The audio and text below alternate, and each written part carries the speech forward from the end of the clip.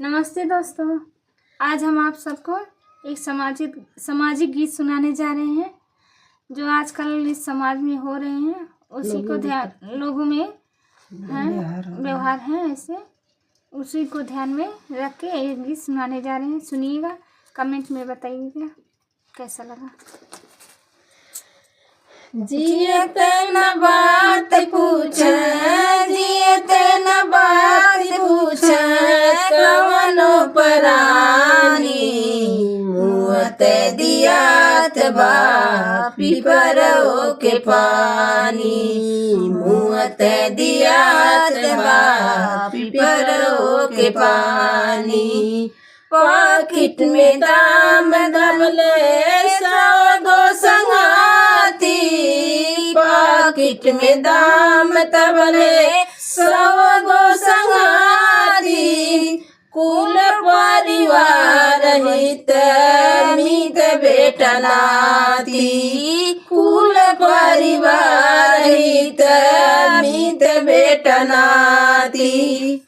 मेहरी मरद जाने, मेहरी मरद जाने, जबले जवानी मुअत दियात बा पिपरो के पानी, मुअत दियात बा पिपरो के पानी।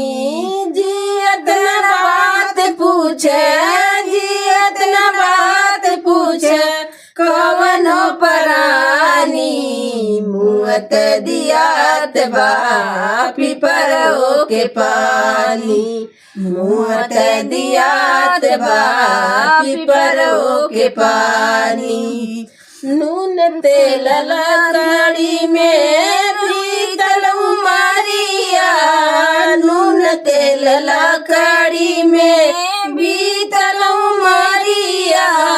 घरवा के 100 गो बाड़ फिकरिया, घरवा के 100 गो बाड़ फिकरिया।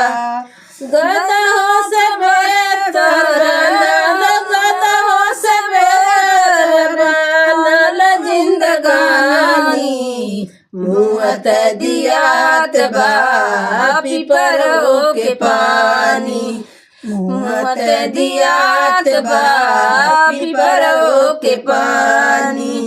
जियत न बात पूछ, जियत न बात पूछ, कवनो परानी मुअत दियात बा पिपरो के पानी, मुअत दियात बा पिपरो के पानी।